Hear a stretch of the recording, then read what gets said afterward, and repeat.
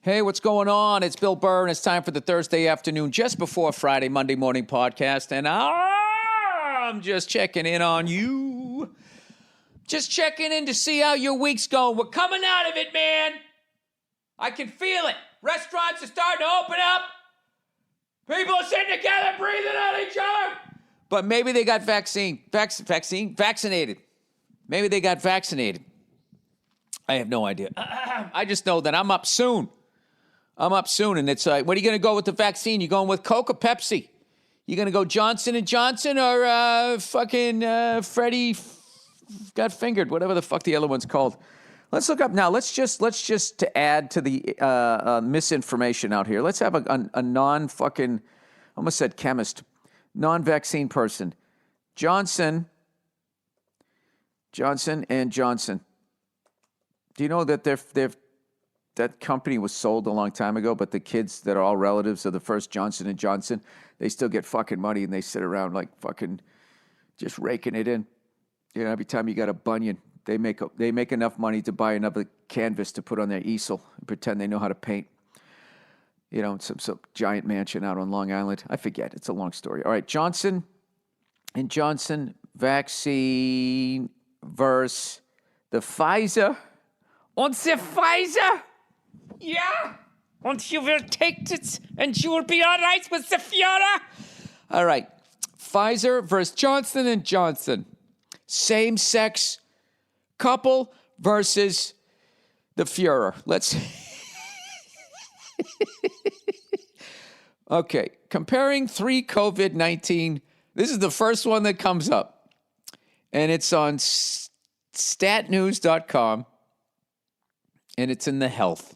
Comparing the COVID-19 vaccines developed by Pfizer, Moderna, and Johnson & Johnson. Fucking deal with it. We're here, we're queer, we're staying together.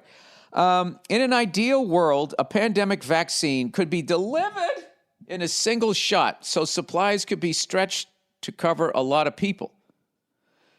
Well, yeah, that would be ideal. You'd only have to take it once. It would trigger no side effect more significant than a sore arm. It would be easy to ship and store. Soon, it seems, this ideal of the COVID-19 vaccine will be within reach. Last Friday, Johnson & Johnson, we support you, announced that a one-dose vaccine being developed by its vaccine division, Janssen Pharmaceuticals, had been, this is making me, some of these names, man.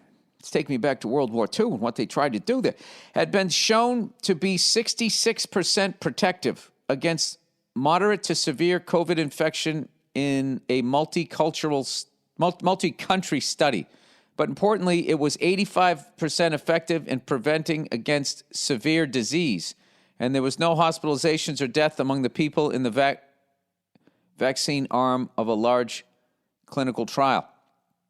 Overall, efficacy varied a bit geographically. You know what? I'm not reading this. That's too much brain power for this time in the morning. Hey, let's talk about the Celtics. Woo! I'm going to get mine in March is what I'm going to do. And I'm just going to wait, see if anybody from February and January had any weird side effects. That's what I'm going to do. I'm doing it for you young people. I'm going to use myself as a guinea pig. I might as well, right? I still smoke the occasional cigar. I did plenty of damage to my liver. I love all these people. I'm not taking the fucking vaccine, and they're sitting eating fucking ho-hos and TV dinners like they're not already poisoning themselves. Yeah, but here's the difference. I decide what toxins I put in my body. This is my temple. And if I want to spray graffiti all over the inside, that's going to be my choice. All right. People, it's Black History Month. So, as a white person, I think I need to confess about something. This is how white I am. Last night I was watching the Celtics, of course, right there, a really white thing to do. And they're playing the Atlanta Hawks, right? So I'm sitting there and I'm watching the game. I turned it on like the third quarter. I got a little busy, and we were getting the shit kicked out of us. We were down by like 20. Battled to the end, as all Celtic teams do. And I'm watching it, and at one point, somebody on our team fouled one of the Hawks, right? and the Hawks go to line. First of all, I put the fucking game on, and it's like the NBA now. It's like, the Celtics are green and white. They're wearing like gray and green. And the Atlanta Hawks are like red, white, and yellow, and they're wearing like all black. And then somebody's got like lime green sneakers on. It's just like the colors are just out the fucking window. I just think now they're just like, listen, we got the graphics, so you know who the fuck's playing, and then we're just going to create 97 jerseys. So, so all of our jerseys will match all the different colors of all the Jordan 1s. That's my thing. But I'm an old guy, so I still go by colors. My eyesight is bad. I can't fucking read, at a distance or even up close. I mean, I'm a fucking mess. So I'm sitting there, I'm watching the game. So one of the Celtics fouls one of the Hawks. So the Hawk guy goes to the line, and they do a close-up of him, like a three-quarter shot, not to get all Hollywood, but that's what it was, basically, from about mid-chest up. And I see on his jersey, it said MLK. And in my white brain, I was going like, wait, they're playing Milwaukee? I thought they were playing Atlanta. And then I looked, and I saw on the thing, it's like Celtics versus Atlanta. And I was like, oh, fuck, Black History Month, Martin Luther King. It's embarrassing. That's how fucking white I am. Because, sometimes Atlanta has like ATL. So I thought Milwaukee was trying to be cool. Like, do you remember like in the 2000s, there was that horrible time where everybody tried to give their city a nickname? Like Pittsburgh became the Burg. Cleveland was the Land. And one of the worst ever, Boston. Remember you ever get emails. Hey, Bill, when are you coming up to the Bean? Ugh. I'm so glad that seemed like that faded away. Anyway, so I thought that's what Milwaukee was doing. I thought that they were stealing from Atlanta. Because, Atlanta's basically considered a really cool place. There's all the rap stars there, Hot Atlanta, all the beautiful women, all of this. I mean, it's a fucking fun place to go to, right? So, and then, who gets excited about Milwaukee? I do. I get excited about Milwaukee because I'm super white. I love Milwaukee.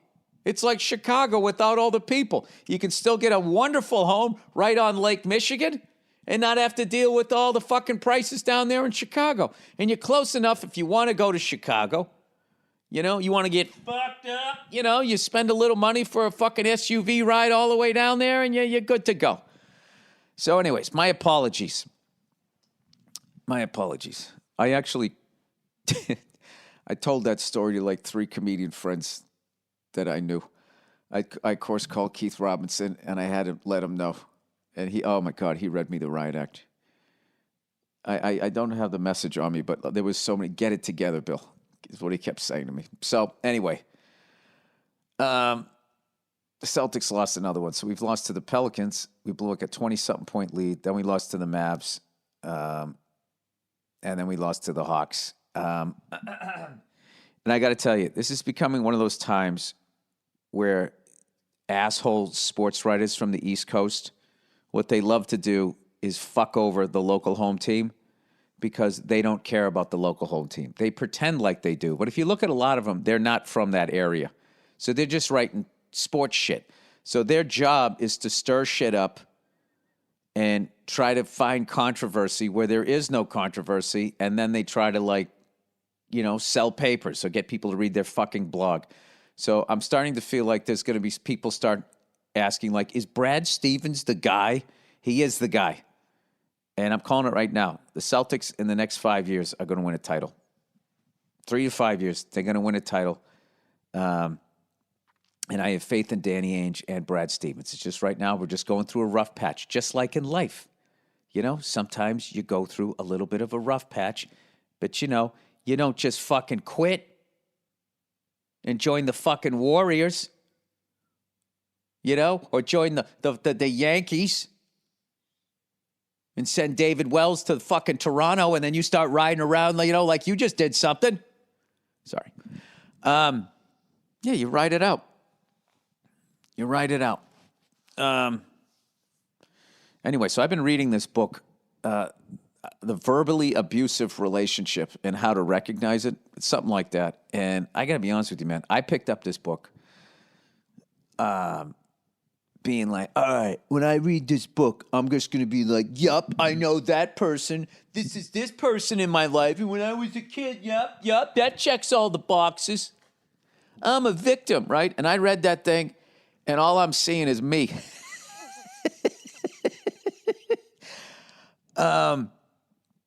Yeah, I do a lot of the shit in there. I don't do it as bad as the people before me, but I still fucking do it. So it's really been this amazing book to read. And like, like whenever we did an episode about this on F is for Family, when you say you confront somebody about some bullshit they did to you, right? And and you waited a while because, you didn't know how to maybe do it in the moment, or you didn't even understand how fucked up it was. And then you got some more information, or somebody told you a story where something happened to them and what they did. And all of a sudden you're like, holy shit, that happened to me. And I didn't say anything. So by the time you come to them, what do they always say? What? I never did that. Or like, oh, that was just a joke. Oh, you're too sensitive. I didn't realize that was being like abusive, because then you're like gaslighting the other person. So one of the things that I realize that I do is, like, my wife will be talking about, being in show business and stuff and how difficult it is, and that they don't let you do this and they don't let you do that. And whenever I hear it, it makes me upset. I'm just like, well, that's like the wrong way to look at this shit. They don't let me do this. They don't let me do it. Fuck them. Fuck everybody. Just go do what you want to do and just keep doing it. And if it's good, people will notice. They'll come there. And when they come there, everybody else will have to fucking deal with you. Stop fucking sitting there like whining and shit, right? This is me trying to be uplifting. So for years, she told me, she goes, well, not everybody is wired like you. And I was like, I wasn't wired like me. When I came in, I learned to be like that, right? And I kind of realized by reading this book, it was just like, well, I wasn't like letting other people go on the same journey. It's just like, I already figured it out over fucking 30 years in this business. Get to where I am now. Or quit your whining, being like that. So, interestingly enough, Nia's been watching this show on PBS where they take all these famous people in the public eye, socialites, what have you, whatever the fuck you call them. And they do like their DNA thing to find out, like, about their ancestry, right? So I'm watching it last night, and it was funny. Like, they had this white dude. I forget what his name. I'm not gonna remember anybody's name, right? So he's sitting there, and the host, African American guy, is reading him all this shit, and he's just going like, "Wow,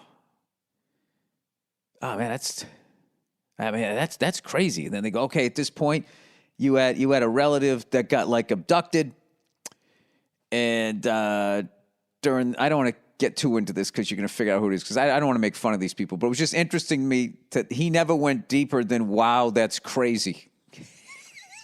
It was funny because I could kind of see the host trying to pull emotion out of him. How does that make you feel? And he says, it's crazy.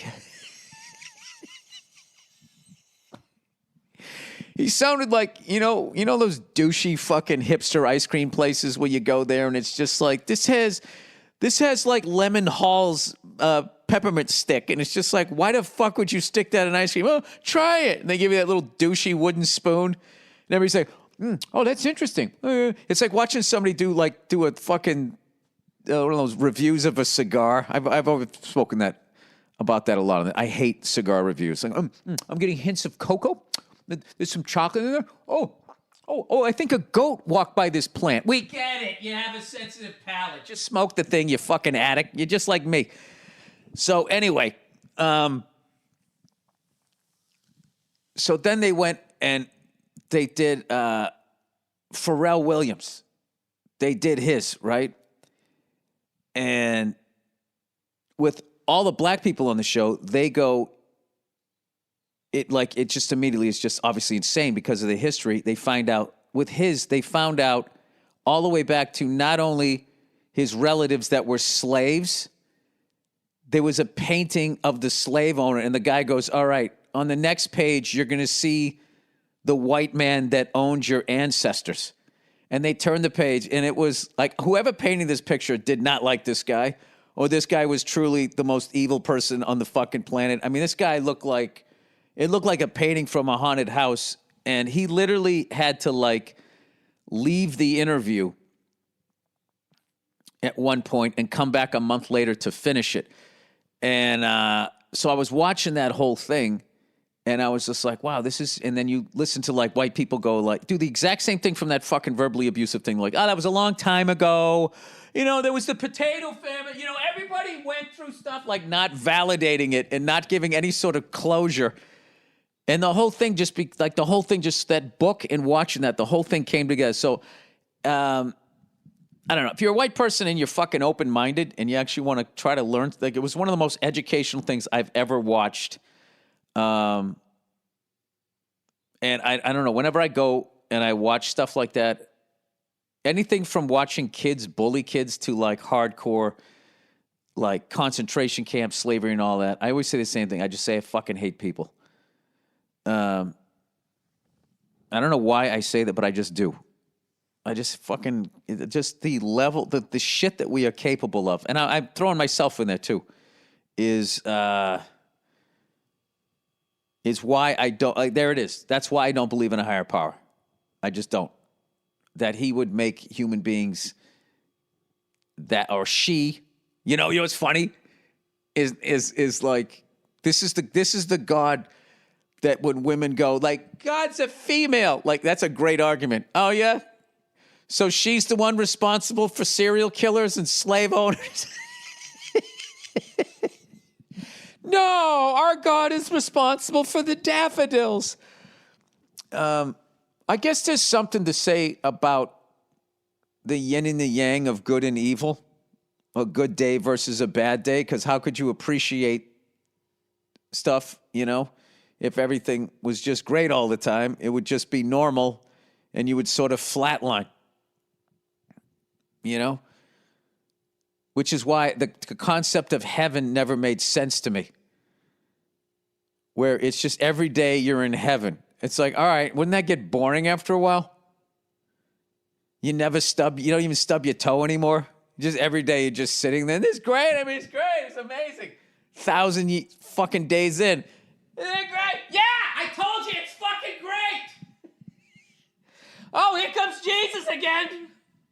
I got it, buddy. You're happy that I'm here. I'm happy to be. We're all happy. My fucking face hurts from smiling. Does it ever rain here? Yeah, but I now that I brought that up, I should give you the name of this thing. PBS show. Let me find PBS show Ancestry. Finding Your Roots. With Henry Louis Gates. I'm telling you, and if you can find the one that I was just talking about, I mean, it's ridiculously moving, and unbelievably educational. So I highly recommend that.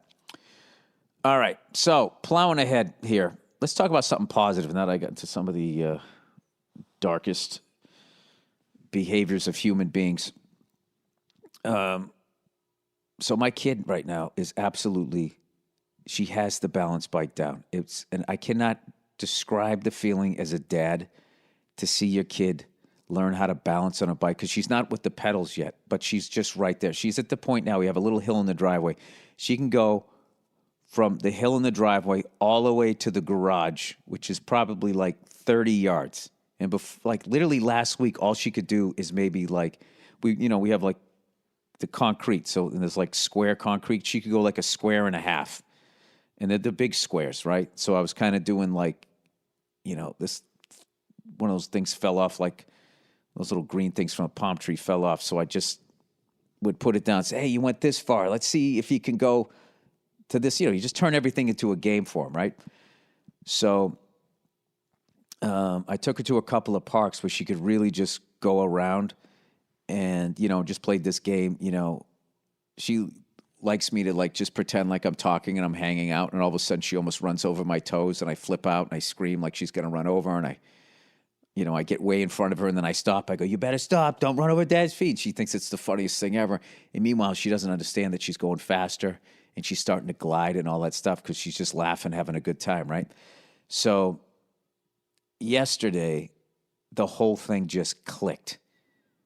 And I got it on video and everything. And I swear to God, I'm telling you, man, it's the greatest experience I've had, as other than just literally becoming a dad, is seeing her figure that thing out. The look on a kid's face when they get it, it's like they learned how to fly. It's fucking unreal. So I'm now going to, now what I have to do is the bigger bike. And what's so funny is look how resistant on this little level I was to change, where you can go back on my podcast when I just go off on the balance, like this bike I bought where it would not let you put training wheels on it. And they were like, training wheels are actually detrimental to blah, blah, blah, blah, blah, blah. And the fact that they took, what it was, is I just don't like being controlled. And I didn't understand that the bike that I bought, because I didn't read, I was just like, she wants a blue bike. There's blue bike, buy blue bike, right? And then it comes, I'm like, oh, what the fuck? I didn't even read anything. Just classic me. Classic me lashing out, being verbally abusive towards the balance bike people with not even knowing what I'm bitching about. That's going to be on my fucking headstone. So now I get it. You take the pedals off the fucking thing. It's a balance bike and a bike. You just don't have the pedals on it. So now I'm just going to have her get on that thing. And what I have to teach her now is the hand brakes. She's got to learn how to do that and pedal and all that. But what's great is with the balance bike is their instinct when they start to tip over is to put their feet down, which is the saving grace. So the exact thing that I was really yelling about was I love my kid and I don't want her to fall down and get hurt, was what I was really worried about. And as it comes out of me, it's me screaming and yelling, which of course makes you guys laugh. So I can't totally cure that of me, or else this podcast will turn into that, what was that character, Stuart Smalley? And that's okay. So I got a few days off here, which I can't believe. Just going to hang with the family and do a little barbecue. And I'm going to see if I can get her on the bigger green bike. I'm so friggin' excited for it, but I'm also trying not to rush her or anything like that. So we're going to do a little drive later on this weekend, a little family drive. And I've gotten her into this different kind of music where if you want your kid to get into AC/DC and they're young, the song that really got her into it was on Dirty Deeds. There's a song called Dirty Deeds Done Dirt Cheap is the album, the American album anyways. And there's a song called I'm a Rocker. And it's a really fast, kind of silly song. And it's crazy energy and stuff. And she always says that. She goes, Dada, why AC/DC sing so crazy? Why do he sing so crazy? And I always just go, well, they're a little nuts. That band, that's 5 lunatics. And they go crazy, and they make 80,000 people go crazy every night. It's a great thing. So I'm putting together a little playlist for her. Nia has her music, and I have my music. So she's listening to, I'm just going real simple, basic rock stuff. So it's 38 Special, Hold On Loosely. AC/DC, I'm a Rocker, and then I'm going to have her play, I'm playing that Joan Jett, I Love Rock and Roll. And I'm kind of hoping if she watches a video, because Joan Jett is one of the, most badass rock stars ever, it can maybe make her interested in guitar or whatever. I'm just, I'm not forcing influences, but I'm definitely doing little passing shots, shooting a few across the bow to see if she turns her head and follows it. We'll see. So I downloaded that song, and I never noticed that song, it's It's a really interesting song if you listen to the production on it. It's first of all, it's 3 bars of 4 and then 1 bar of 3. Which I never noticed, which is why in the end when they're singing they chop off a word. I love rock and roll. Put another dime in the jukebox, baby. I love put another dime in. I love rock. Right? They skip one. That's 3, which is basically you're just taking one quarter note away. I guess I don't want to get into those technical shit. But then if you also listen to the track, it sounds like a drum machine. It sounds like is it Rick Rubin who did all like the LL Cool J and Beastie Boys shit in the beginning? It sounds like one of his tracks before he was making music, and I was wondering if he was involved in it or if he was too young, because I remember he made it real young. Like he was at like NYU making beats and everything, and then he was in that whole downtown village Tribeca scene and shit. Like I read that Beastie Boys book, like what that whole part of New York used to be like after dark. It just seemed like sort of this no man's land of like just young creative people. And but anyway, I think if you listen to the track, there's like a number of things, like almost like the whole riff sounds like a loop. And if it isn't, it's incredible guitar playing because it sounds so everything, even like Joan Jett's "ow" that she does sounds like the exact same one. They just kept dropping it in. And I was talking to a buddy of mine, Dave Kushner, who does all the music for F is for Family, and he goes, no, I don't think, because back then they recorded on tape. That would have been really hard to do all of that. But just have a listen. There's something about that song where it almost seems, it feels like one of those original, as far as the rap music that I heard in my white cul-de-sac, the first shit that I heard, it sounds like one of those tracks with like rock guitar over it. And I just thought it was just going to be like this simple song. And I was listening to it, and I just kept listening to it over and over. I started playing drums to it, like, oh, whatever. And then the beat turned around. I'm like, what the fuck just happened there?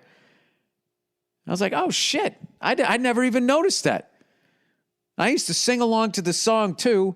And towards the end, we had to chop off the roll of rock and roll or whatever the fuck you have to do to get back on the one. I never noticed that. And then that's like, it's a genius fucking track. Because one of the big things,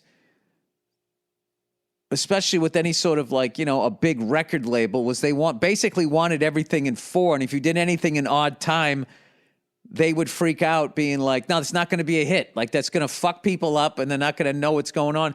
So these artists would get so good at it that, some regular mouth-breathing dope like me wouldn't even notice that there was one bar of what's in this country considered odd time, anything that's not in 4. Not saying that there's not songs in 3/4, but if they would have it in 3/4, the whole song would be in 3/4, and everyone would just sort of sway. And it was always about like a ship. You know what I mean? Anytime, like, I don't know why. Anytime there's some rule in music. Anytime you would write a song about being at sea, it had to be, da da da da da da da da da with a yo, oh, we'll blow the man down. That stupid fucking Piano Man's in 3. Da da da da da da da, and all those baby boomers just swaying back and forth, pretending we're on a booze boat. And he said, man, what are you doing here? It's a really, if you're like a fucking music nerd like myself, you should check it out. Oh, another thing too, I forget the name of I got one of the coolest fucking drum books. And it's all of this shit that, I've wanted to learn. History of the...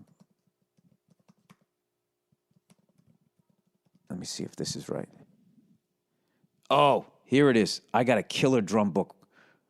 Get the Breakbeat Bible. If you're just into like any funk shit, any sort of like all that cool Ghost Note shit, all that shit that came out of like all the way back to Little Richard into James Brown, all of this stuff from the 70s, and then what hip-hop did with those samples and all of that. Like, this is the fucking book to get, and it's like you can take all of your influences with this shit and try to spin it in some sort of different direction. It's an incredible book. And recently, I've just sort of been listening to, I love the 70s drum sound, right? And I've just been like wanting to, rather than go on like iTunes, which is the one that I use, I don't want to just go there and just get like Ohio Players. I've been listening to them, which was always a frustrating band for me to listen to because I just felt like the way they mixed the bass and the drums, it was so like on top of each other. My ears just weren't good enough to to hear like what they were doing. And the drummer, this guy James Diamond Williams, is an incredibly accomplished player and I think he had like a jazz background, and he throws some fucking shit in there. He's got a killer foot and he has amazing licks that he'll throw in that make no sense as far as like if you want to hit. They usually don't become like that complex. But anyway, rather than just knowing like the hits like fire, dun, dun, dun, or Skin Tight or whatever, it's like I want to go back and fucking listen to all the B-side shit. So I want to get the albums. Like I did that with Joan Jett. It's like I don't want to get I Love Rock and Roll off the greatest hits. I want to get the album that this came off of in 1981. And I've been doing that with them, and I also got into Casey and the Sunshine Band, and just the way they marketed him. It was really interesting that the whole thing, so much of his stuff is just about dancing and fucking. It was just all like a party, and like how that sort of like caught on, like post-Watergate, post the Vietnam War. Everybody's just like, let's just do some blow, fucking dance and bang each other and just be whoever the fuck you want to be. I don't know what, but there's a cover of this album. I got to see if I can find it. Oh, I think I downloaded it. Got it on my phone. It's one of the funniest fucking, like, album covers I've ever seen, where it looks like he's being rocketed to the sky, right? It's the name of the song I downloaded was the one was Que Pasa and the other was Do You Want to Go Party? And it's off their 1979 album. I literally have to take a picture of the album. This is how bad my eyes are now. Take a picture of the album. Why does it linger on the phone for so long like I'm going to do some Photoshop shit to it? When are they going to realize I don't have those skills? Okay, Do You Want to Go Party? Casey and the Sunshine Band. And it's the lead singer whose last name was Casey. C-A-S-E-Y. His first name was like Henry or Herbert or something like that. So why don't you just go by Casey? He's sitting on like a cork that's just popped off a bottle, right? Like the fucking sex metaphor here. He's riding it, and there's a woman in front, like right in front of him. It looks like he's banging her, but they got clothes on, and he's obviously getting ready to bust his nut, right? And there's a big orange sort of, I would think the moon, maybe that's a weird night or something, but it looks like the sun. And he's shooting up. And this came out in 1979, right before disco ended, and his career was going to take a massive change. So it looks like he's being shot into the stratosphere. I'm sure that's what they thought. But the way music history went, he was really being just shot over the hill like the time for this music and this band.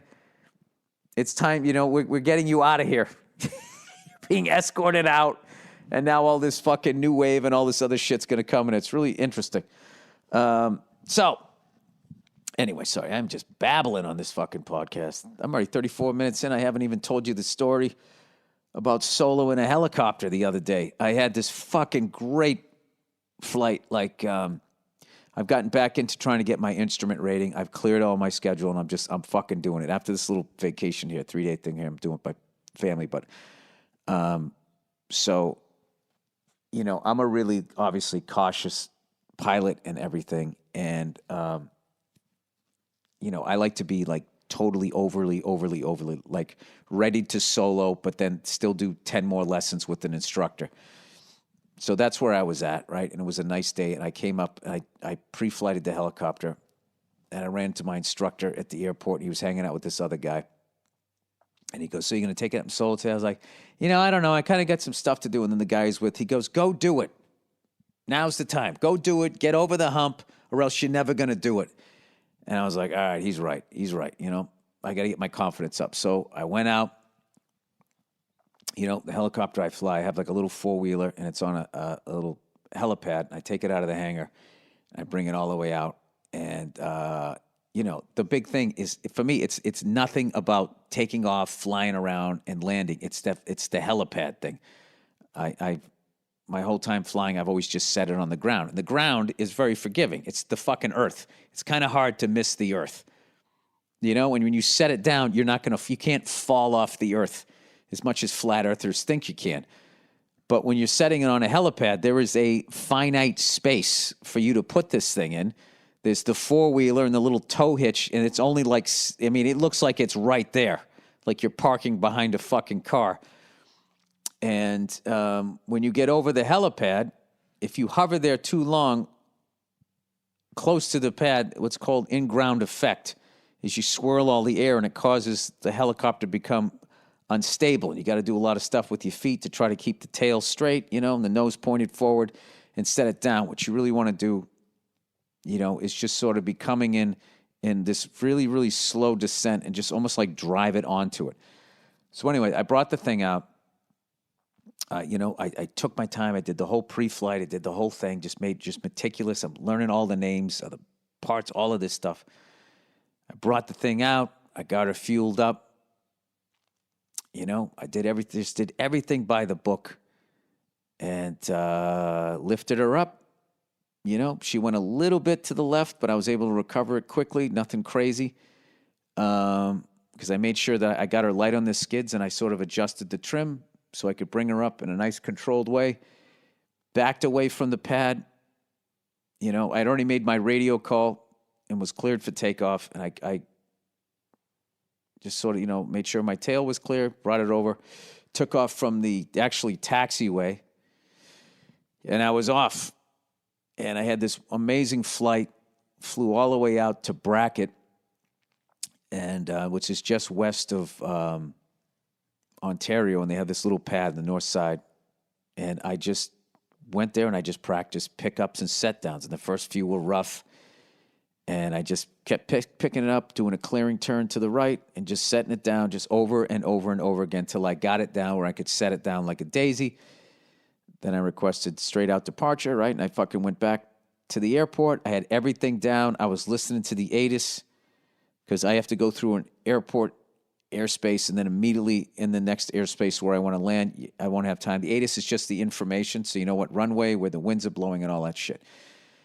So, called the tower. Everything was great. I came in for a landing. I know where I fucked up. I got like all the latest technology on this thing, so I can actually monitor one frequency while listening to the other. So I was going through the airspace of one, where I had to make the call to get permission to transition their airspace, and I was listening to the ATIS of the airport because I wasn't going to have time, because the second I was out of their airspace, I'm in the other one, and I have to ask for permission to land, and I have to tell them that I listened to the information and I know what the fuck is going on, right? So I was monitoring that, which is a great feature, and when I was done, I then cleared out that frequency and put in the frequency for the next airport. But what I didn't shut off was the monitoring device. So when I came into the airspace of the place I was going to land, I was also still listening to the other airport's airspace. And as I was cleared to land, I was coming in, and I heard them clear somebody to take off, and it was the same numbers. is the runway, and they were coming the other way. And I was like, what the fuck? But, it was just for like half a second. And so I just sort of cheated over to the, what do you call it? I just cheated over to the taxiway just in case. And then I went like, oh, I'm a fucking idiot. I was listening. It was just this little half a second thing. But I stayed calm. I figured it out. And I also made the move in case the air traffic controller for some reason forgot that I was coming in, and he decided that, the wind changed that quickly that they'd be coming at me. So I was like, okay, learned that. You learn something every time, right? So then I came in, landed, and then I was like, all right, here we go. Big boy time. Let's set it down on the pad, right? So I came in, and because I did all of that work, I came in, I set it right down on the pad. Everything went great. And then what's hilarious was I didn't have the four-wheeler in gear.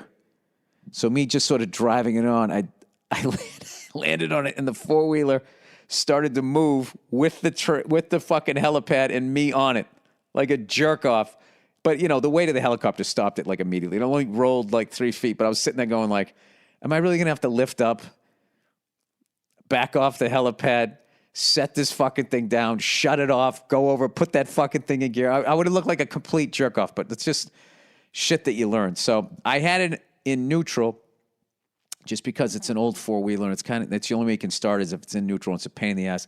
And I'd put the things to make sure it didn't roll. I put them under the tires of the four-wheeler rather than the helipad, and I learned that was a mistake because the four-wheeler can just roll right up and over them. So other than that, it went great. And this story is really just for other pilots out there, because everybody else, they're going to be like, oh, dude, you're going to fucking die, and all this dumb shit that they say.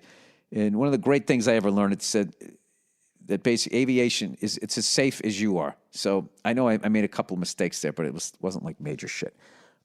It's more like, if you're not going to pre-flight something and you're not going to look at TFRs and you're not going to fucking see what the weather is, you're just going to go out there, and then fly like a fucking idiot and not, basically do all this shit they told you not to do. Yeah, you're not going to have a good day. But I can tell you this, without a doubt, having someone who's done both, there's nothing more dangerous than driving down the fucking highway in Los Angeles. It's absolutely fucking terrifying. Terrifying. And I know that they have all this crazy technology now, but if you look what the fuck happened to Tiger Woods, I mean, that could just happen. And it's like, you're up in the air. There's nobody up there. I mean, there's people up there, but I can actually see where the fuck they are, and we're all talking to each other. It's infinitely more safer. I can't even tell you about how much safer. Do you pre-flight your fucking car before you fucking go drive it? Before you drive in 80, 90 miles an hour in the left lane? And what if your fucking engine just quit and then you're sitting there and there's some douche right behind you? I don't know. I just think the probability of getting hurt, it's my own thing. I just hate that I have to defend such a fun thing to do. All right. Let's do, what do we got here? Liquid death. We got this is not booze. This is the exact opposite. All right, sad fact. If we don't get plastic production under control, plastic pollution will outweigh fish by 2050. I'm going to read that again, how crazy it is. If we don't get plastic pollution under control, plastic pollution will outweigh fish by 2050. Okay, if you want to talk about an abusive relationship, is these corporations, what they're doing to the environment, and their fucking foot on everybody's goddamn throat. I don't know what their end game is. They, for some reason, cannot see beyond the next quarter. Anyways, by now, everyone knows you're supposed to drink lots of water. Do we do it? No. I certainly don't. So many of us go through life dehydrated. By the time you feel thirsty, you've needed water for a while. Look at that. I just had a weird hiccup there. You need it for a while. Feeling thirsty? Chug one.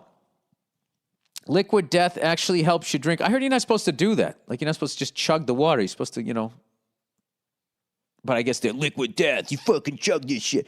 Liquid death actually helps you drink water. Easier to chug, no more cap, so you just have to finish it.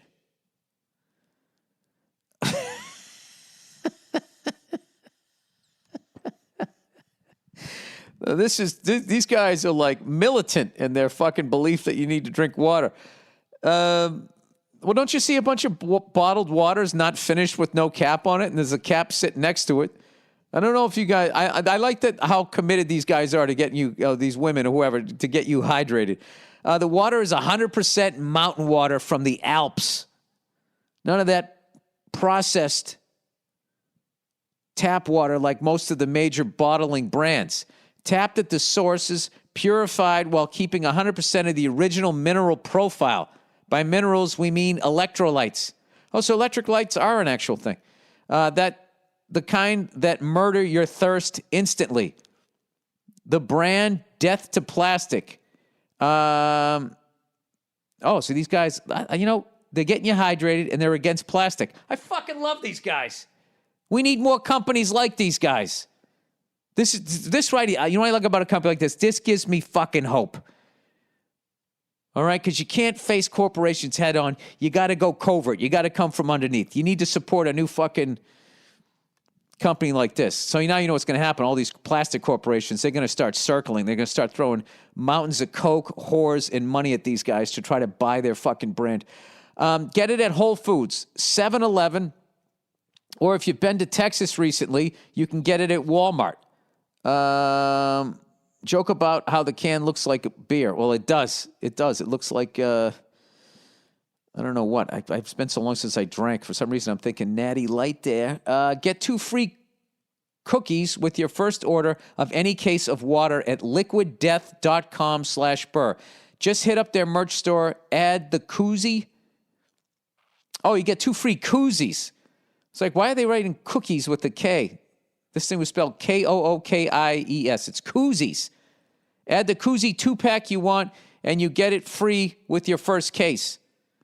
Oh, that's a koozie. I don't know what the fuck. Cookies and koozies. You're getting something. Only at liquiddeath.com/Burr. I'm getting that shit. All right. I was actually trying one year when I went on the road to try to not drink any more plastic bottles of water, and I was bringing my thermos out there because I was thinking the places I was performing at would have a bubbler, or at least the hotel, to try and lessen my... Like, you ever lined up all the bottles of water that I drank and probably didn't finish on acting gigs and fucking other things like that? Wow. I would be, yeah. I think at this point, we all need to go out in the ocean and take some of our plastic back. What do you do with it? I was always thinking that it'd be amazing if you could just somehow get all of the pollution that we've created, right?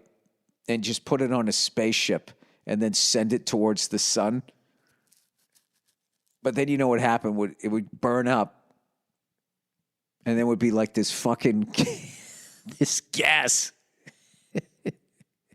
And it would just be out there, and the scientists would be like, "Und there is a 1 in 4 billion chance that by September of next year," sorry, I just watched Dr. Strangelove, "and we will come through it, we will breathe in all of our old plastic water bottles.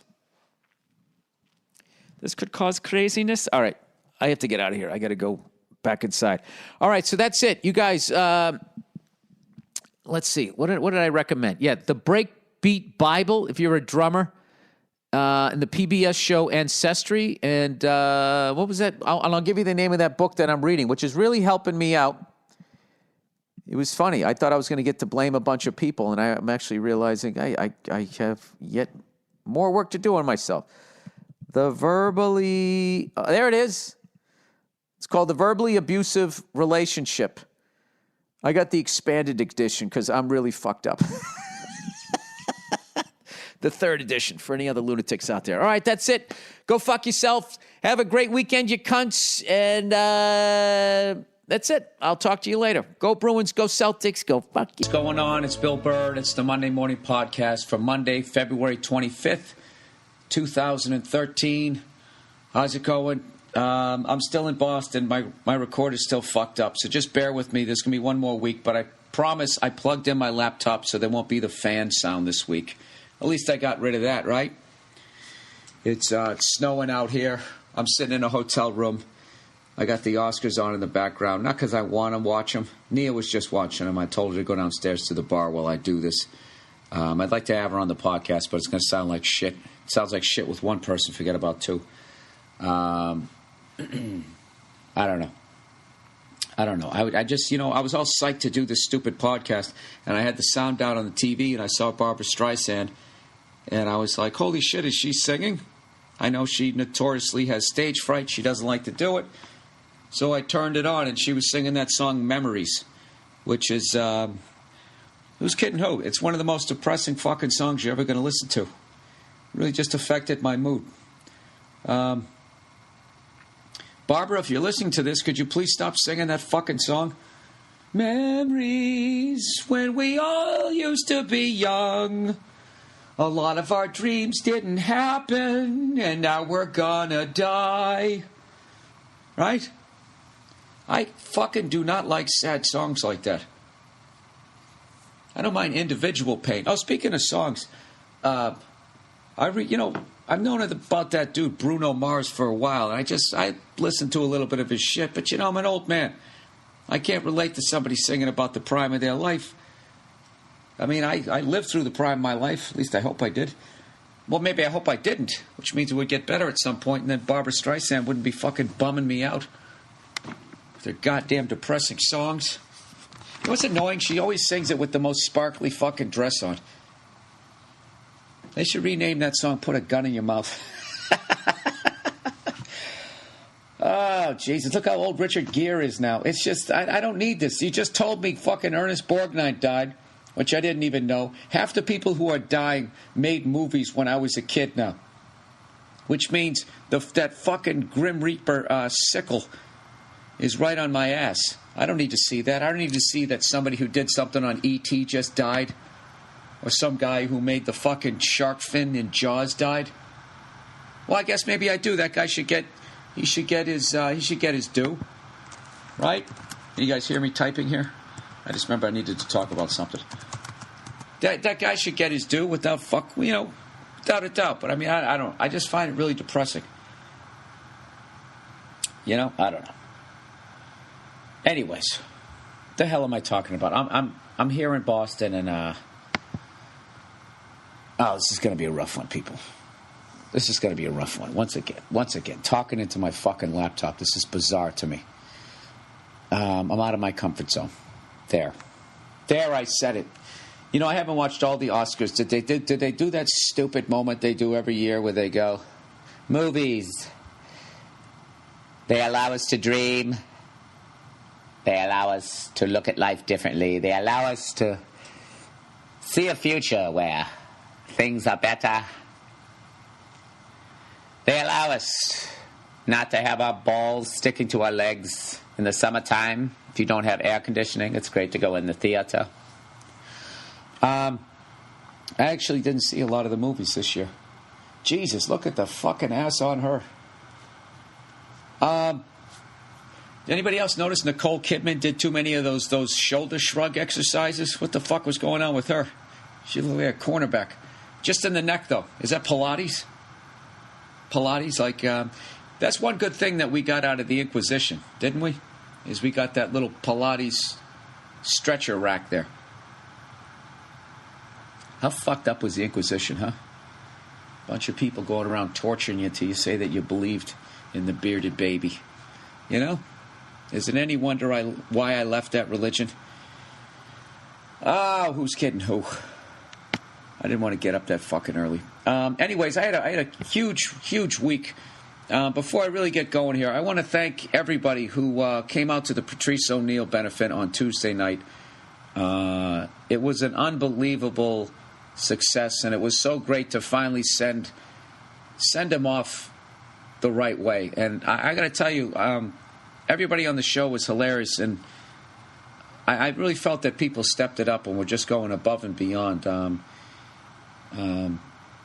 Like Keith Robinson was the funniest I've ever seen him. Colin Quinn, Jim Norton, Dave Attell, everybody crushed. Ian Edwards was great, just because he does a lot of writing, and I think not enough people know what a phenomenal comedian he is. Rich Voss hosted. Bobby Kelly jumped on the grenade, came out first. Will Silvince. Who else? Did I miss somebody in there? I probably missed somebody, and they're going to get upset. But It was such a success. I'm not going to. I hope that we get to do it again, because it was great to see all those guys, and everybody, of course, was backstage trashing everyone. Some people wore suits, other people didn't. So immediately there was a Hatfields and McCoys going on in the green room. So everybody was getting trashed. Norton took a nice pounding. Poor guy got himself in shape. He thinks he's looking good, but evidently he bought a suit when he was a little more pudgier. So everyone was trashing him about that. And, I caught some shit for my big head. The usual sort of, the tit for tat that went on backstage. But I want to thank everybody who came out. It really was an awesome night. And I feel very thankful that all you guys who bought tickets came out, and people who bought the posters and that type of thing. And I'm really hoping that we can do it again at some point. I have no idea when. Next year, 2 years, I have no idea. But it was too fun to not at least consider maybe doing it again. All right? So there you go. All right, back to the podcast here. I've already started this thing a couple of times. I forget if I already brought this up. But Tom Papa has joined the wonderful world of All Things Comedy podcast network that I started with Al Madrigal. He's going to be taping a new stand-up special, and there's free tickets available if you're in the New York area. He's going to be at the Skirball. Did I already do this? I probably already did, but I'm going to do it again. It's at the Skirball on March 7th. We'll put the link up there. I don't remember. Did I already do it? I probably already did it. Jesus Christ. Anyways, I was talking about singers.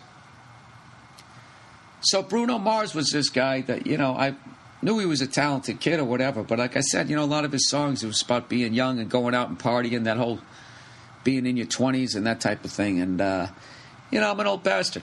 I think I'm closer to Neil Young's age than I am Bruno Mars. But I don't know what I was doing. I was going through the internet, and I saw him sing on that show, The Voice.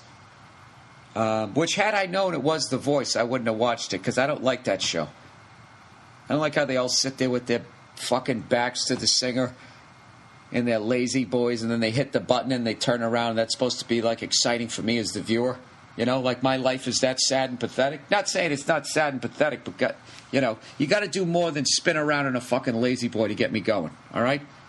But anyways, he goes on that show, sang this song, When I Was Your Man, absolutely fucking crushes it. Watched it like 10 times.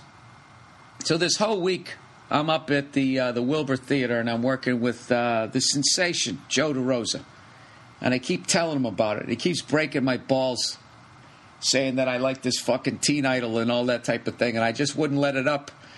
And I finally made him sit down and watch it last night when we were hammered. He got through it, and then I took an unbelievable pounding from him and Nia that I actually like it. But you know what? I stand by it. I don't give a shit if you guys give me a rough. You know what I was excited about? Is the fact that there's somebody young out there who could actually just go out there with a piano player and just sing. Those DJs, I don't, I've already talked about that on Conan. I don't fucking get what's going on there.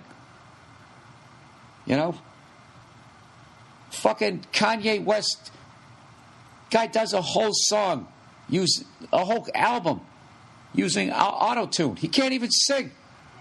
And then even worse, he goes out on fucking tour and people are paying tickets to watch a guy sing who can't fucking sing without, he's singing through like this iron lung or some shit, and they're paying like $100 to sit in the front row to watch somebody who can't even fucking sing.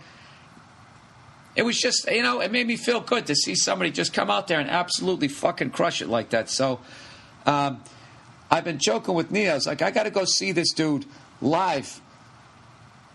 And I have to bring you, because it's going to be a bunch of fucking teenage girls, and then my old ass is going to be standing there. I'm going to get arrested.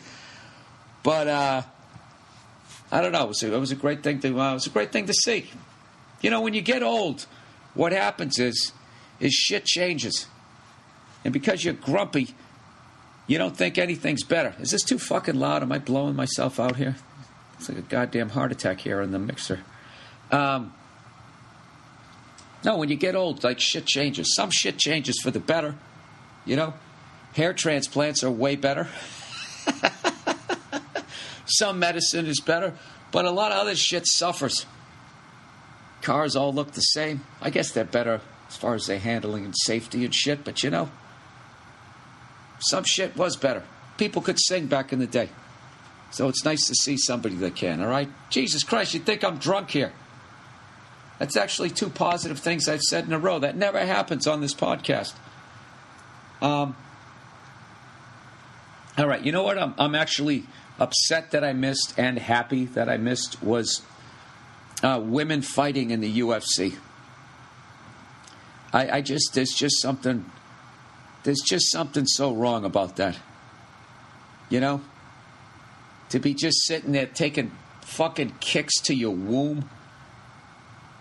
I mean, you're women. You're supposed to be better than that. You're supposed to be able to solve your fucking problems, by I don't know, pulling each other's hair. I don't want to see some girl take a kick to her titties. It's just, and grounding and pounding their pretty faces. There really is, I don't know. I don't want to get used to seeing that. It's kind of like when you first start watching porn. The second a girl bends over doggy style, you're like, holy shit, that's amazing. It's incredible. Then after a while, it doesn't do anything for you. You got to go to the next level. I don't want to do that with fighting.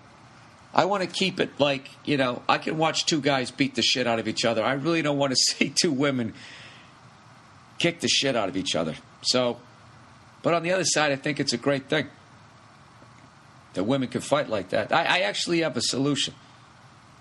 I might bring this up to Rogan if I get to do his podcast. Or if I ever bring him on this one, if I stop being so fucking lazy and actually have a guest every once in a while. I have a solution. I think that the women of the UFC, rather than fighting each other, they should fight convicted rapists. Right? Just hear me out. You take them out of the... and they don't know... Wait, that's weird. Is that too much? If the rapist doesn't know that he's got to have a pay-per-view fight, that he's going to be involved in it? Whatever. Give the rapist a fighting chance. Here's the deal. You go in there, you fight the broad, and if she wins, everyone's going to be happy. If the rapist wins, then what? He gets to go free? You can't let him go. What does he get? A couple cartons of cigarettes? Dude, you know how much of an asshole you'd have to be to root for the rapist? Because that's the fucked up thing. Like, Vegas would be then taking odds. So at some point, they would have to make because Vegas always wants money on both sides of the ball. They would have to make it so fucking enticing that you'd have to bet the rapist just so they could offset everybody who doesn't want to bet on a rapist. Right? I don't know. I'll have to get back to you on that one. I'll have to work that one out. As far as how that would work out. Did anybody watch it? Can you send me some emails? Because I really don't want to see that. I've seen it in boxing a couple times, and some girls just sort of jab the other, throwing out a stiff jab and just punches the girl right in one of her breasts. And there's just something wrong about it.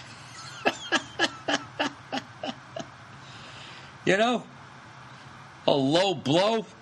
She had a baby, man. You can't, it's just, I don't know. It's funny, some women actually get mad at that. With their constant quest to be doing everything that men do. And never really stepping back to consider whether what we're doing is stupid or not. They just want to fucking do everything that we're doing so they can feel like that they are free. Charlize Theron, what do you think about that haircut? That Wayne Gretzky in 1988. She should be up there fucking accepting the Hart Trophy. It's funny, but when she was on the red carpet, she said they asked her about her haircut, and she said the same thing every chick says that has short hair. She goes, "Oh my God, it's so freeing. It's just every woman should do it." And I'm thinking, like, no, they shouldn't, for my own selfish reasons. You don't need to get the Ethel haircut that young in your life. That's really what that is. When you get that haircut, you're basically saying, I don't care if my husband wants to fuck me or not. We're legally bound here. I got enough years in. By all means, go fuck somebody else. I really don't care. And, oh my God. You know something? Like, I've noticed that with, like, in marriages, that's a moment in the marriage. When the woman, when I'm sure some people can send me some emails. When your wife cuts off all her beautiful hair. I got it so easy, I just wash and go, you know. Right then, when a woman gets a haircut that short, it's like doggy style becomes a really weird position.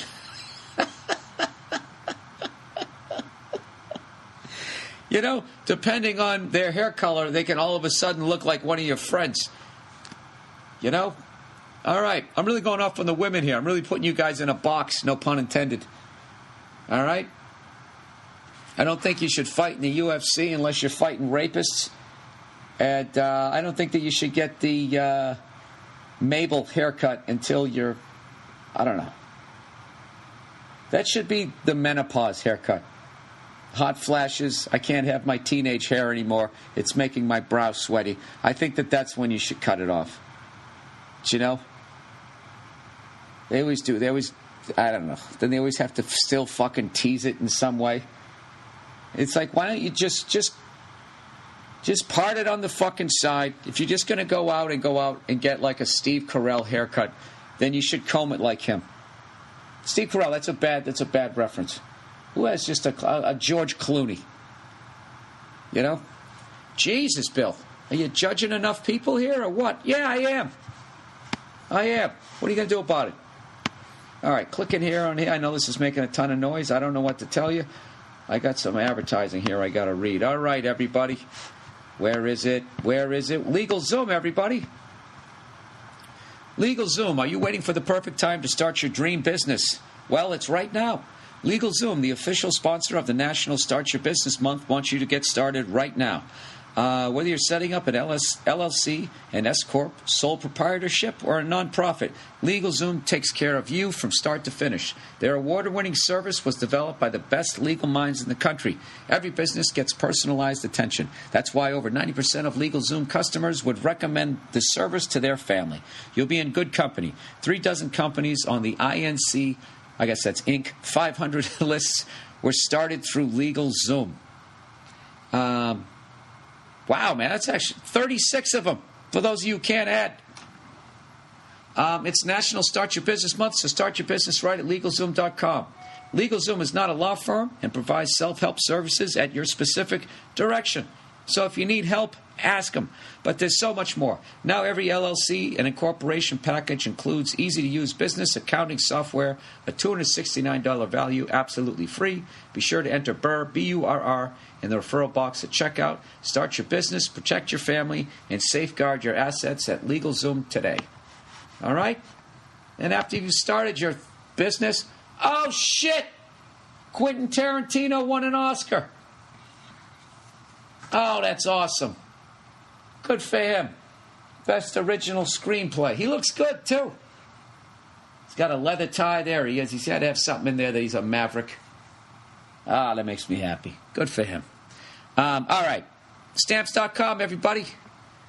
Do you want to do everything you can do at the post office in the safety of your own home, safety of your own apartment, in your little tent city? Use Stamp.com. With Stamps.com, everything you would do at the post office, you can do right from your own desk. Buy and print official U.S. postage for any letter package using your own computer or printer. Stamps.com will send you a digital scale, calculates the exact postage you need for any class of mail. You'll never have to go to the post office again or even lease one of those expensive postage meters. I use Stamps.com to send out all my DVDs. I never have a problem. It's made my life a lot easier. And I'm so dumb, if I can figure it out, so can you. Right now, use my last name, Burr, B-U-R-R, for a special offer, no-risk trial, plus a $110 bonus. Offer includes a digital scale and up to $55 free postage. Don't wait. Go to Stamps.com before you do anything else. Click on the microphone at the top of the homepage and type in Burr, B-U-R-R. That's Stamps.com. Enter Burr. That was a pretty good read. I got to admit, I was reading that and watching a very excited Quentin Tarantino. Sorry, I leaned back. Fuck, I forget the microphone's right here. Oh, it's going to be so uneven. Where the hell are we? Jesus. I'm sorry, guys. This is even from me, this is a level of unprofessionalism. Did I mention Tom Papa yet? You know what sucked today? Aside from the fact that it was doing that annoying, not raining, not snowing, and blowing horizontally right in your face. I really do not miss the winter, by the way. I do not miss this shit at all. I'm going to go right back out to Los Angeles and breathe in that nice, warm smog that I've really gotten accustomed to. What do we got here? The Bruins are on today, and I have the the center ice package, whatever you call it, on my computer. But because it was a local game, it's blacked out on my computer, and I'm in a hotel, and they don't have Nessun, so I didn't get to watch it. But I did see the clip of Zdeno Chara's 360 backhand goal. Let's see John Scott do that, Buffalo fans. Hey, Buffalo fans, did you see what's his face said John Scott shouldn't even be in the league? I literally sound like a schoolgirl. Even Jeremy Roenick doesn't like him. I can't wait till we play the Sabres again. And I can't wait till we play the stupid Canadians. You know what I love about the Canadians? Is they're still trying to walk around like they're the kings of the league. I mean, last time the Canadians won a Stanley Cup, white people loved O.J. Simpson. Okay? White people, last time they won it, it was a year before. White people were like, oh, my God, O.J. is a monster. And black people, too, but only amongst themselves. They're not allowed to admit it to white people. That's how long it's been. And they still walk around. Oh, it's so embarrassing. When you go up to their stadium there, right as you go in, they got all their Stanley Cups, which I'm sure was a great idea when they built the place, because they probably thought there's no fucking way we're going to go on a decade upon decade drought here. Because they're not winning it this year. They're not. And if they win it this year, I'm actually going to lobby. No, if they straight up win it, I don't give a fuck. But if I haven't watched too many of their games, but if they're playing that trap defense like I heard, like that Canadians-Rangers game, where the coach of the Rangers said it was one of the worst hockey games he's ever seen, just completely boring. I don't understand for the life of me why the NHL just doesn't make that an illegal defense. If the NBA is smart enough to be like, listen, guys are too big and too fast. You've come up with a defense that is just far too effective. It's so cutting down the scoring. It's affecting the entertainment value of the product. That's an illegal defense. You can't do it anymore. I don't know why. They just haven't made the fucking thing illegal. It's the worst. It's the fucking worst. All you do is just sit there watching the other team just dumps it in the whole game. And the other team just sits there waiting for you to make a mistake. And it's literally, it's like, I don't know what it's like watching. I can't even say a pitcher's duel, because a pitcher's duel is exciting, watching if they're mowing people down. There's still great plays being made, like exciting stops in the field. If somebody's got a no-hitter going, that can be exciting. No scoring in hockey. I can't even say no scoring, no rushes on the net. I think that basically, the forwards should all be required. I mean, I guess, I don't know.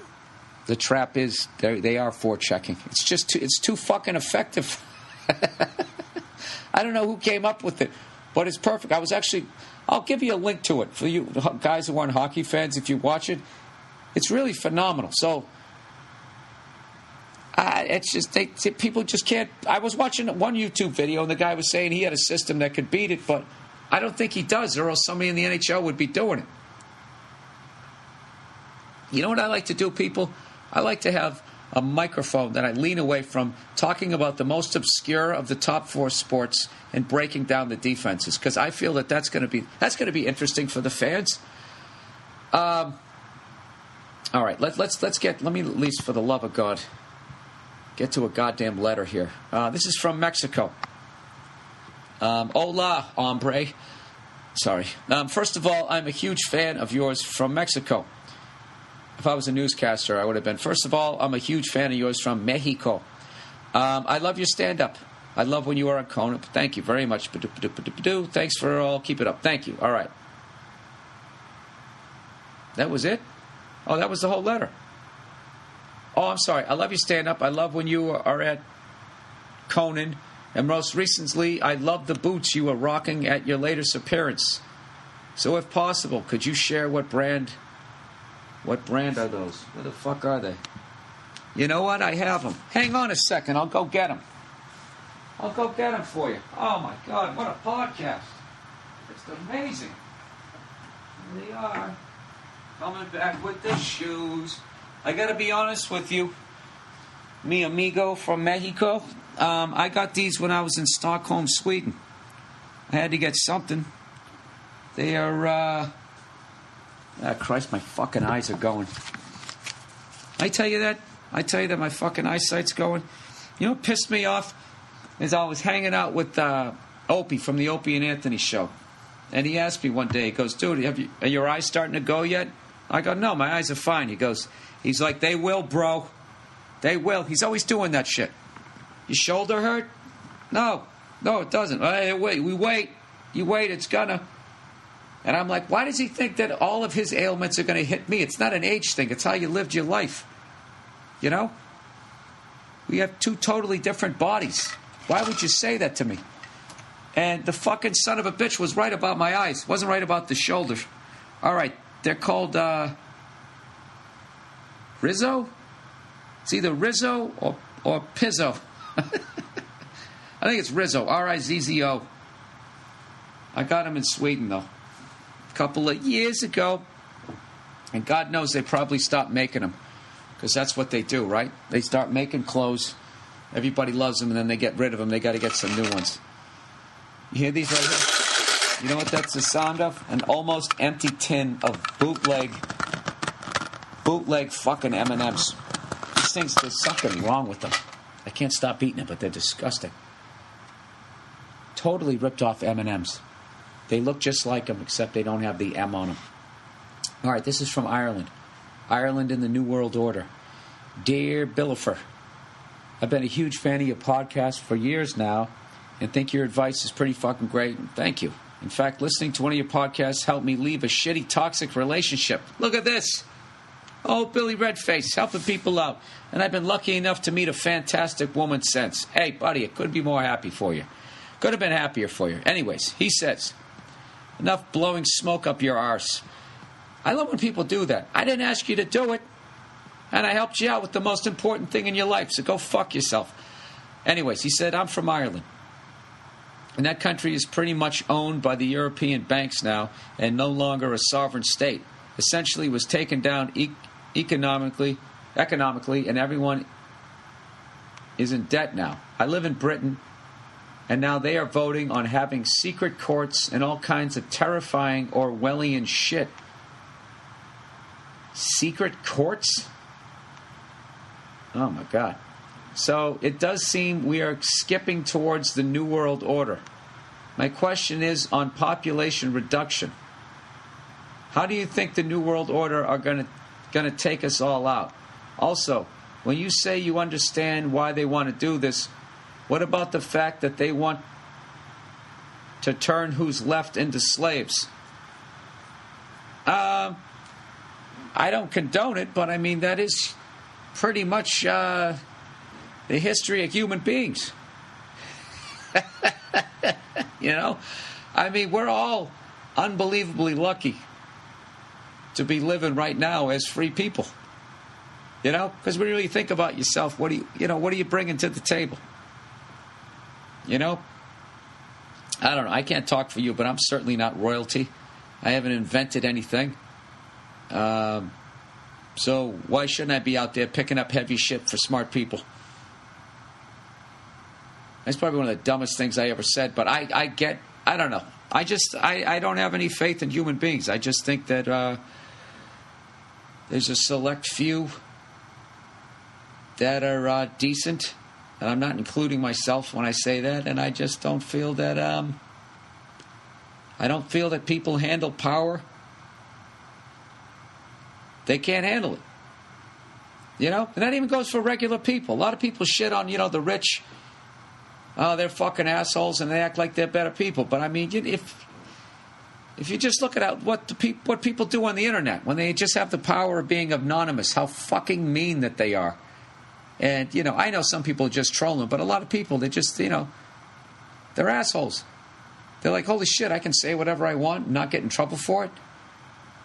And they just immediately just say the meanest shit they can possibly say. I think that if you actually got a position of power where you could do something else, you'd probably abuse that too.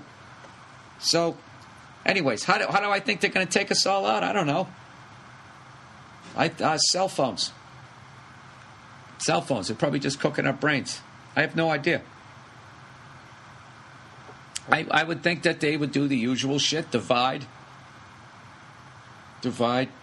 You basically say that these people are better than these people. These people are out to get us. Yada, yada, yada. I don't know. But, it has to be done.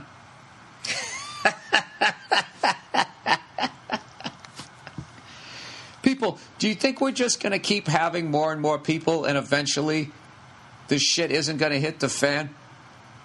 Do you honestly think that there can be 7 billion people on the planet we're not affecting the planet, Imagine if there was 7 billion deer on this planet and for some fucked up reason, for like a 4-year period, they all really got into rollerblading. Did I use this analogy yet? I can't remember. Let's just say they all really got into rollerblading. Then after 4 years, it was considered gay, and they just threw out their rollerblades. Threw them into the fucking ocean. I mean, it would just be open season on deer. They're like, these fucking deer are the biggest assholes ever. Yeah, we're out of control. We're out of control, and a lot of tough decisions are going to have to be made. And I don't know what to tell you. I find it all funny though. I've gotten beyond the scariness of it. I got beyond the depression of it, and something's going to happen. Look, if they're not actually, if someone isn't out there trying to take over the whole world, then humanity has been wiped off the planet. There's always going to be somebody out there trying to do that shit. But I don't know. I think if we keep fucking and having kids and all that type of shit, I don't think we're going to have to worry about the New World Order doing anything to us. I think Mother Nature will swiftly or slowly, I don't know, they'll handle it. There's only so many fish. Yeah, you want to kill all of them? Yeah, see how that works out. Melt the fucking ice caps, drown us. Very easy. Very easy to get rid of us. Couple of storms. Do I sound crazy? Well, maybe I am. I don't give a fuck. Cheater at the Wilbur. Hey, Bill, I saw you. I was at your late show last night. And before I get into it, I had a great time. All right. Anyway, about 20 to 30 minutes before the sensation, Joe DeRosa took the stage. By the way, Joe DeRosa is taping his half-hour Comedy Central Presents right here in Boston on Tuesday night. And Comedy Central, they're giving out free tickets. So why don't you guys go down and support my boy? I'd really appreciate it. If you're busy, I understand. A couple of you show up. Be a nice thing. Anyways, about 20 to 30 minutes before the sensation took the stage, he was great, by the way, I was sitting next to this fairly attractive woman up in the mezzanine. She took one look at this usher, and you could tell her twat got wet, and she wanted him. Jesus, dude, you were really paying attention to this. She started talking to him and hitting on him and eventually settling on a time and day to get together with him, and they exchanged phone numbers. For about 5 minutes after this exchange, I was admittedly a little jealous of this guy until the lady's husband came and sat down with her. He was definitely her husband. And at first it was a little uncomfortable for me, especially when she gave me a "you better keep your mouth shut or I'll stab you" look. Dude, did this really happen or did you dream this? Who would just fucking openly cheat like that? I don't know if I believe this. But after a couple of minutes, I saw the irony of it when I thought, she's here to see Bill Burr, a comedian who is famous for his anger towards these whores. And I started dying laughing right in the middle of the theater when it wasn't even half full yet, which got me a couple of stares from people. But hell, I thought it was fucking hilarious, and this woman had no clue at what I was laughing at, which made it even better, and I started laughing harder. Anyway, love the podcast, and I will see you again in Hampton soon. Yeah. Look, I hope the way you were reading that, it didn't go down that way, but, you know, I've been on the road a long time, boys and girls. And look at Robert De Niro. Looks like he's going to fall asleep. I've been on the road a long time. And, yeah, you'd be amazed how married women behave. It's fucking ridiculous. And, you know, and it's not all of them. Basically what it is, the decent people after the show, they go home. You know why? Because they're happy with their lives. They're happy with who they're with. They got kids. They got a job. They want to get back to their life.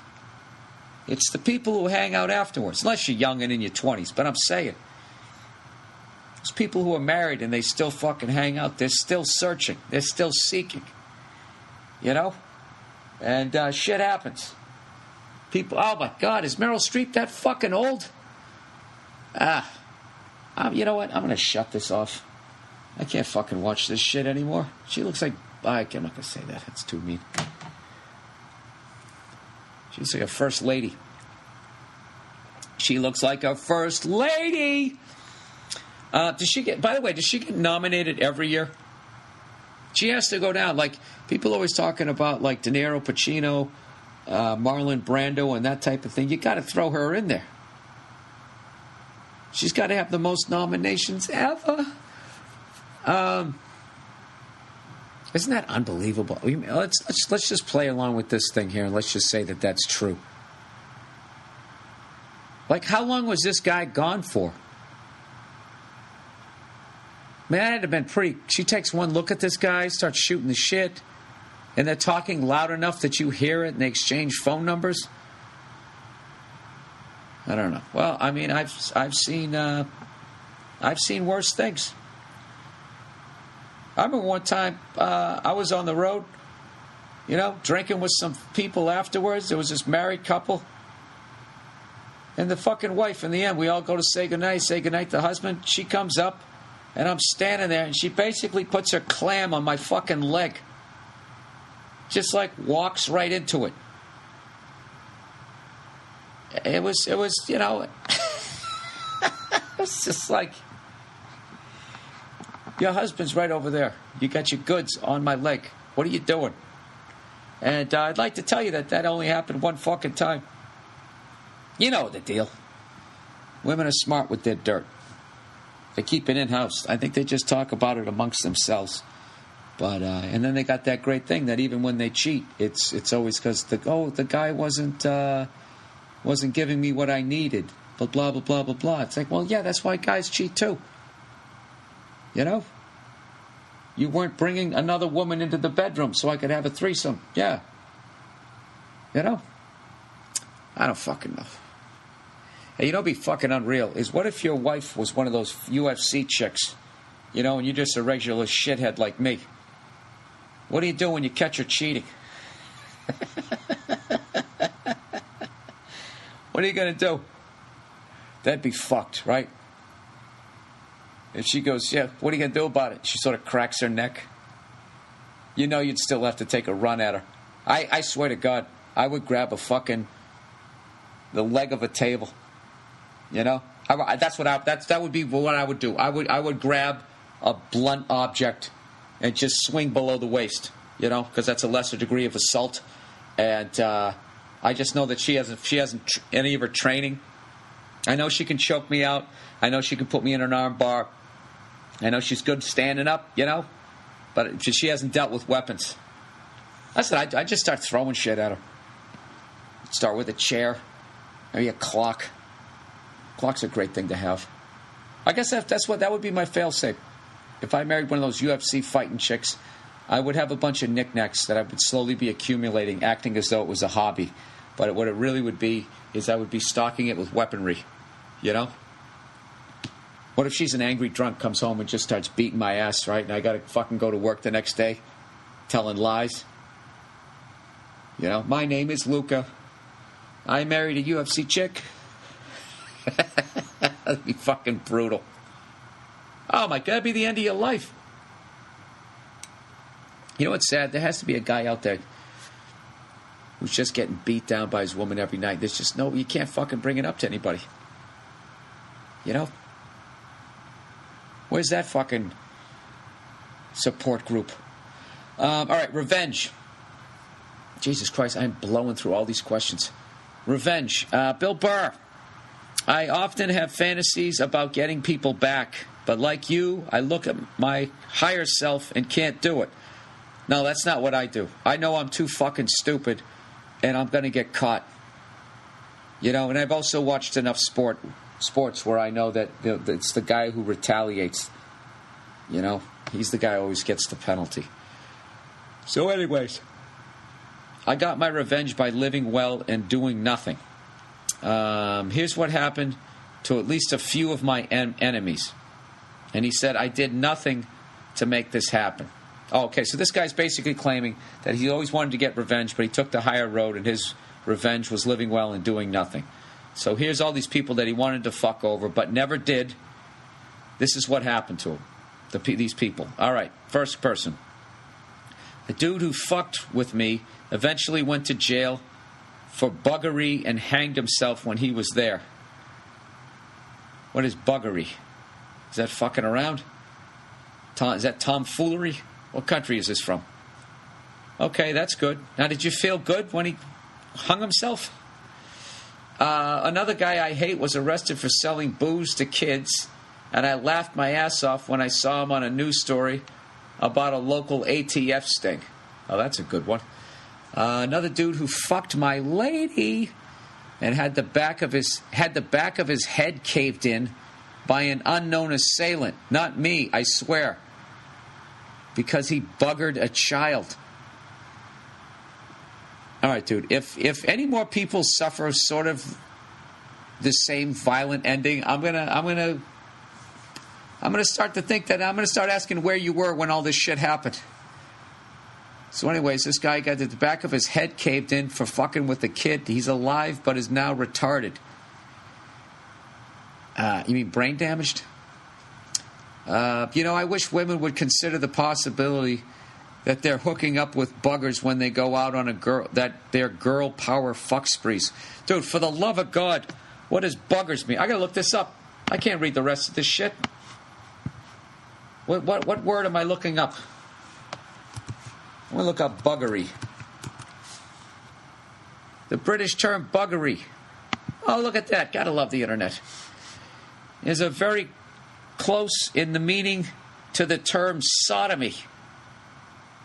Jesus Christ. And as often there's a bunch of people in England laughing their ass off with me trying to figure out what the fuck that was. And is often used interchangeably in law and popular speech. It may also be a specific common law offense encompassing both sodomy and bestiality. In English law, buggery was first used. I don't give a fuck about that. I don't care when it was first. In 1533. Jesus, somebody probably fucked a yak. The hell do you fuck in 1533? Saber-toothed tiger? You couldn't do that. The thing would kill you. Stick your dick in a woolly mammoth's trunk.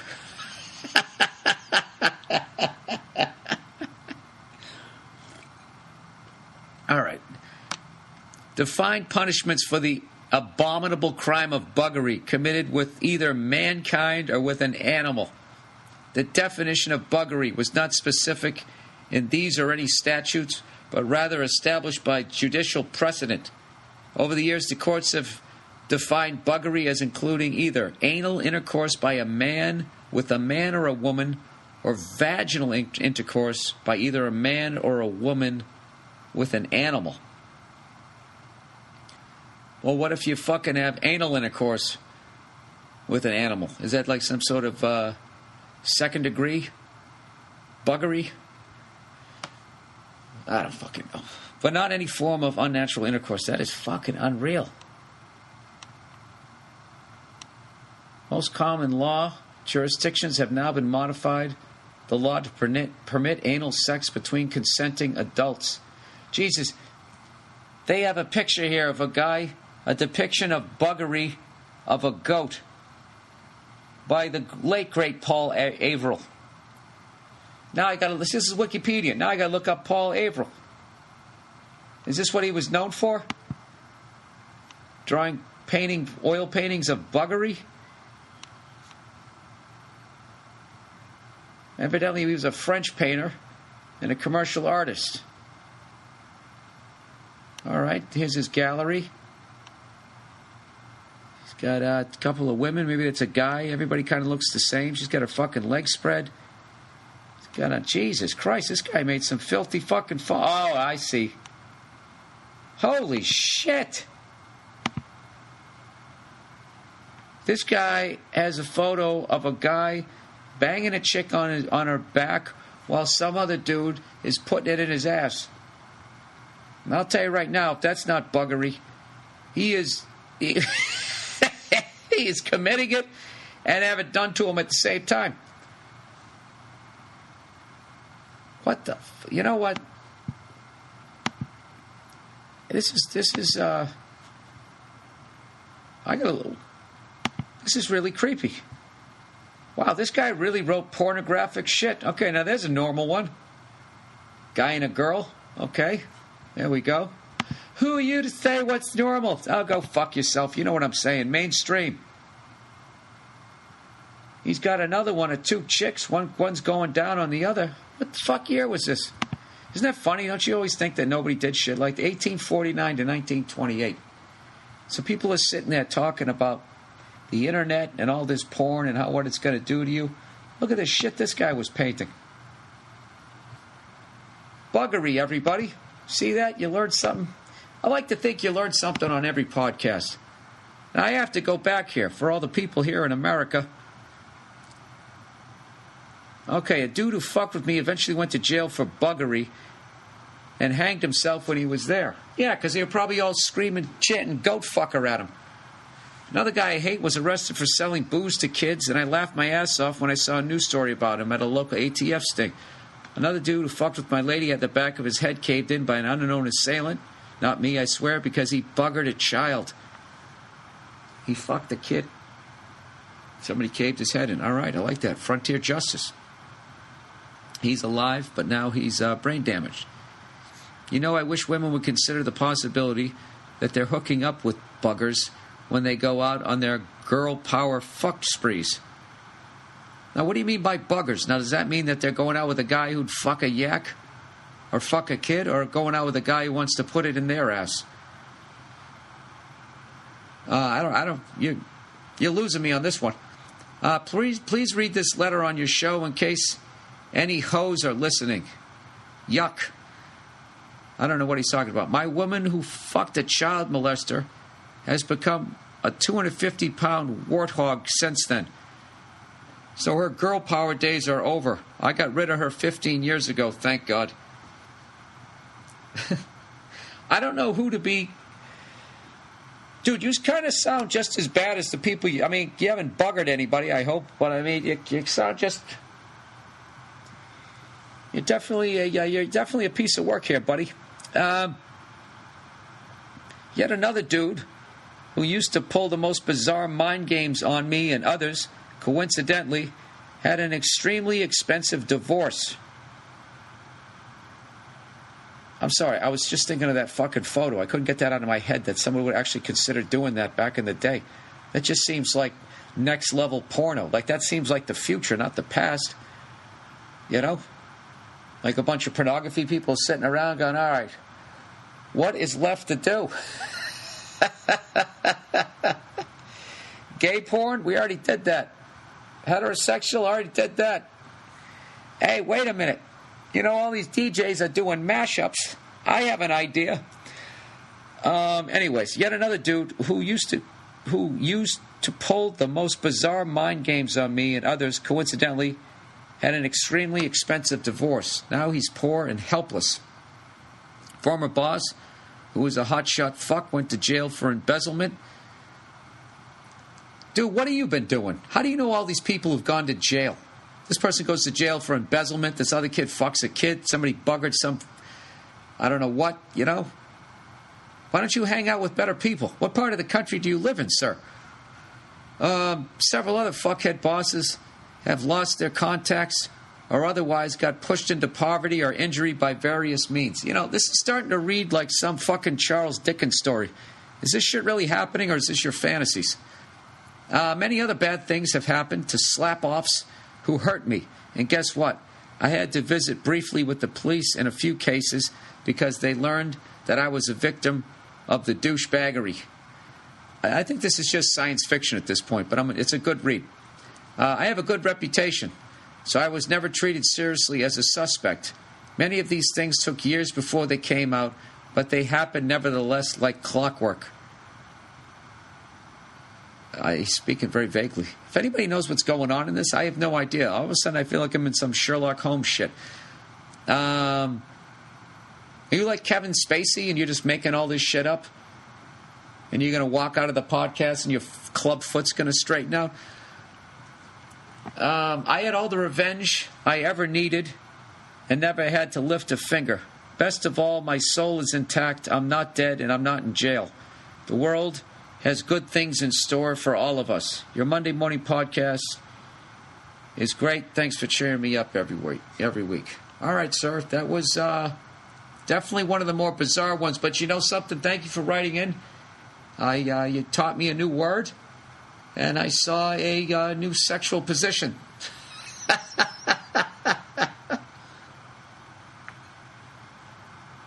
Anyways, where the hell are we? Where the fuck do you go from buggery? I should have closed on that. Ah, Christ, what the fuck is this? Get this out of the way. Get this out of the way. All right, what do I do here? I got like another 8 minutes to kill here. Women in the UFC, boss being in Boston. I don't know what else to talk about. I think I might be a little short this week, guys. I really apologize about the unbelievably poor quality of the recording these past few weeks. I was really busy, and I didn't get a fucking chance to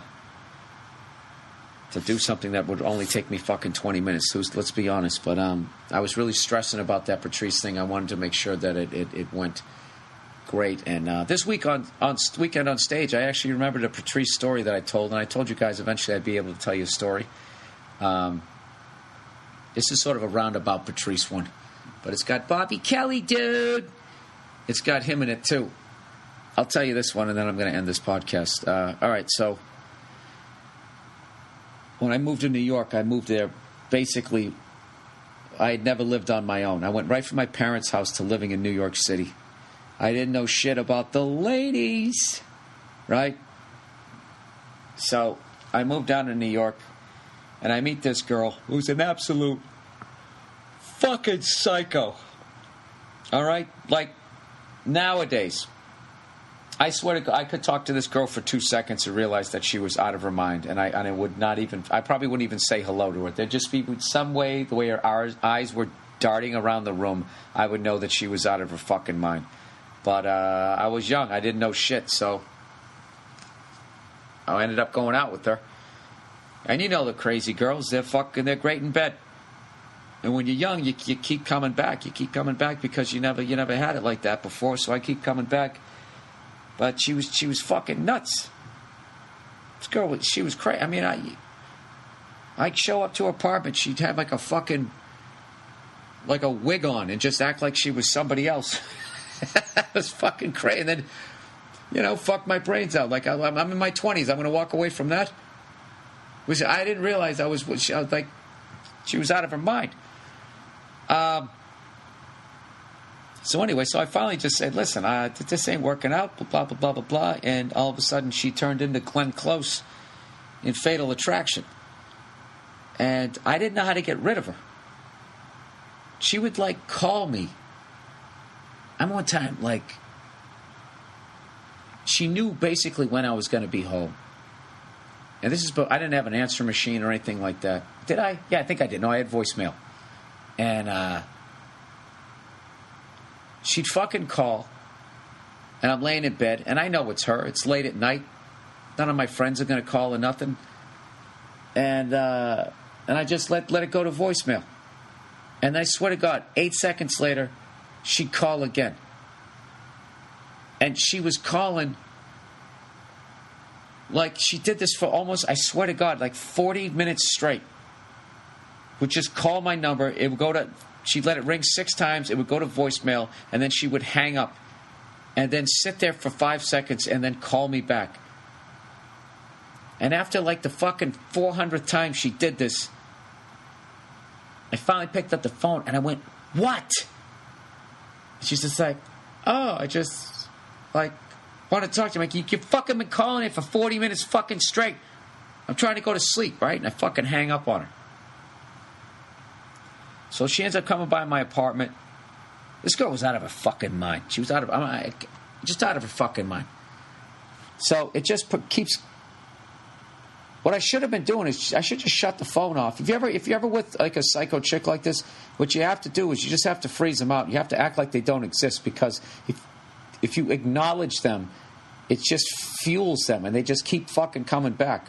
Somebody finally told me that. Just say, pick up the phone, say hello. If it's her, just hang up on her. Just keep doing that. But I didn't know to do that shit. So this is so long ago. I forget what happened. All I know, it escalates to the point that she's now threatening me. And she told me, I'm living with Bobby Kelly, by the way. So he's giving me advice. He's also a young guy. And he's also kind of laughing his ass off. And we're both kind of laughing until one day she called me up and she threatened that she was going to stab me. Do something violent to me. It really just freaked me out. So I fucking hang up. And I'm going to Bobby. I'm like, dude, what am I going to do? You know, I'm going down the cellar tonight. I think I was at the comic strip. And I'm like, my fucking name... He's right on the sheet. She's going to know exactly when I'm coming in. What do I do? And he's like, I don't know, dude. I fucking, wear 2 coats or something. I don't forget what the hell he told me to do. So like 2-3 hours goes by. All of a sudden, the apartment door buzzes. And it's her. And I'm like, hello? She's like, yeah, it's me. And I'm like, yeah, go fuck yourself. And she goes, no. She goes, I want to give you something. And I'm like, what, a fucking knife in the chest? And she's like, no, I made you brownies. I'm like, what? I mean, she went in 3 hours, I'm going to stab you till I made you some brownies. So for some fucking dumb reason, I buzz her in. And I open the door with the chain, standing way back behind it. And there she is sitting there with her crazy eyes, those watery eyes that crazy people have. Big fucking deer eyes. She goes, can I come in? I go, absolutely not. She goes, well, take the brownies. I go, I don't want them. She goes, take them. She turns the fucking tin sideways and she pushes them through. So I take them. And she goes, I'll call you later. And I said, yeah, okay. Just trying to get rid of her, right? Close the fucking door. I set them down on the table. Me and Bob are a couple of starving artists. They smell delicious. We're both sitting there staring at these things going, what the fuck do we do here? I want to eat them, but she just threatened to fucking stab me. What do we do? So, we call up the late, great Patrice O'Neill. Start telling him the story. He's fucking laughing his ass off, and he goes, don't eat those brownies. That bitch probably peed in the batter. So now the 3 of us are laughing our fucking asses off. Like, what do we do? So, long story short, me and Bobby end up we take all the brownies out except for like 3 of them. And we stick them back in the tin, and we were living on the ground floor, and we brought it out. We stuck it on top of a trash bag right on the sidewalk. And anything you had on New York City, man, you just stuck it out there. We lived up on 97th Street. We had like crackheads living in like the bowels of the building. It was fucking nuts. So anything you put out there was gone in 2 seconds. So we just stuck it there. We ran back into the apartment, and we just sat there peeking through the curtain, wait for some homeless guy to come along and see what happens when you eat him. Sure enough, some homeless guy comes along. He sees the tin, sees him in there, picks them, squeezes them, sees they're fucking still warm, pops one in his mouth, nothing happened. Me and Bob looked at each other and we said, fuck it, we ate it. And they were delicious. Oh, they were delicious. That really wasn't Patrice was only in there. He only made a cameo in that one, but I'll try and tell some other ones later on. But Jesus, Bill, you let us down on that one. Did I? It was a nice, crazy woman story. This fucking podcast. This is my kryptonite. If I don't have my recorder, it goes down by 20% on the funny. Anyways, that was the Monday morning podcast for this week. Oh, Jesus. Thank you for listening. I don't know what shows I have coming up, but I know you guys don't want to listen to me clicking on my computer anymore. I really apologize for the poor quality of the last 2 weeks. I swear to God, next week is going to be fucking crisp. All right? That's the podcast for this week. Go fuck yourselves. And thank you to everybody here who came out to my shows at the Wilbur Theater. It was an unbelievable turnout. Every show was great, and all my family and friends that came out, people I went to school with, and it was great to see everybody. And that is it. I'll see you at the city of Boston. I'll be back in the summer up in New Hampshire, maybe down the Cape. All right, that's it.